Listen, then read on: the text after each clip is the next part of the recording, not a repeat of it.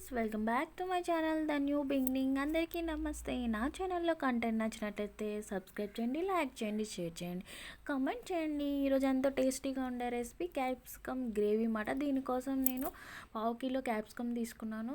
Gravy కోసం శనగ పలుకులు ఉంటాయండి, అవి ఫ్రై చేసుకొని గుప్పెడు తీసుకొని దాన్ని పౌడర్ చేసుకొని పక్కన పెట్టుకున్నాను అనమాట. ఇది చాలా టేస్టీగా ఉంటుందండి ఈ కాంబినేషను.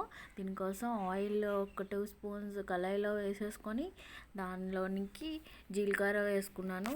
తర్వాత ఒక్కొక్కటిగా ఉల్లిపాయలు, అల్లం వెల్లుల్లి, కరివేపాకు ఇవన్నీ వేసేసుకొని ఒకసారి బాగా కలుపుకొని మగ్గిన తర్వాత ఇప్పుడు మనం క్యాప్సికమ్ ముక్కల్ని కట్ చేసుకున్నాం కదా, అవి కూడా వేసేసి బాగా కలుపుకొని కొంచెం మగ్గించుకున్న తర్వాత పసుపు, ఉప్పు ఇవన్నీ కూడా మళ్ళీ ఒకసారి కలిపేసుకొని ఒక 2 మినిట్స్ మగ్గిపోయింది.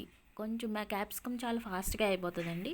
తర్వాత దీంట్లోకి మనం ఒక స్పూన్ పసుపు, ఒక స్పూన్ కారం, ఒక స్పూన్ ధనియా పౌడర్ వేసేసుకొని మరొకసారి బాగా కలిపేసుకొని 2 మినిట్స్ మగ్గించేసుకోండి. మగ్గిపోయిన తర్వాత దీన్ని ముక్కలు ములిగినంత వాటర్ వేసేసుకొని మూత పెట్టుకొని మగ్గించుకోవాలండి. మగ్గించుకున్న దగ్గర పడింది అంతా అయిపోయిన తర్వాత ఇప్పుడు మనం గ్రౌండ్ నట్స్ పౌడర్ ఉంది కదా, దాన్ని వేసేసుకోండి. ఇది గ్రేవీకి బాగా కవర్ అవుతుందండి. దీని కాంబినేషన్ కూడా చాలా బాగుంటుంది అన్నమాట.